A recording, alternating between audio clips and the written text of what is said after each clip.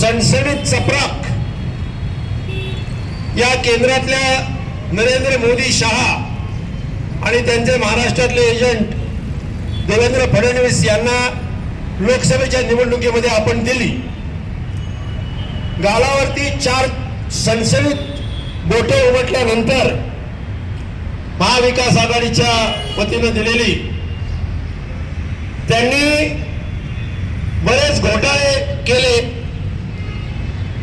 सरकारी कचेरीतून सरकारी अकाउंट मधून मतदारांना लाच दिली, त्याचाही अपप्रचार केला, त्याच्यातही खोटेपणा केला।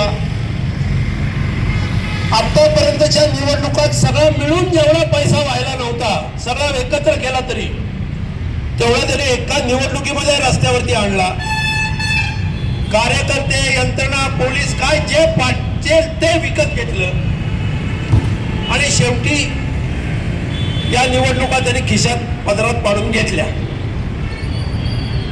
परंतु प्रत्येक गोष्टीला काहीतरी एक अंत असतो, तसा याला एक अंत आहे। पाणी उकळायला 100 डिग्री तापमान लागतं, 100 वेळेला अजून नाही म्हणावं लागतं, पण ते पाणी गरम होत असतं आणि त्या पाण्याला उकळी फुटली तर त्याची वाफ झाल्याशिवाय राहत नाही। तेव्हा आता पाणी जे जनतेच्या असंतोषाचं जे आहे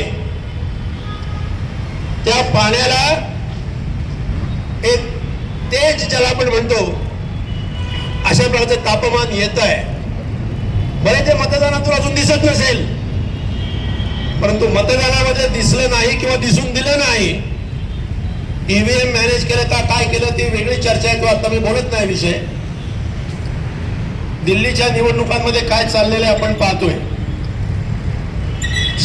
हजारो मतदारांची नावं गायब केली आणि त्यांना पाहिजे ती ऍड केली। शक्य तेवढा खोटेपणा या सरकारच्या आदेशाने आशीर्वादानं या निवडणूक आयोगाकडनं चालू आहे। पण असो, आत्ताचा जो आपला विषय आहे तो विषय मला वेळेकरांनी सांगितलं की बजेटमध्ये काय झालं ते सांगा।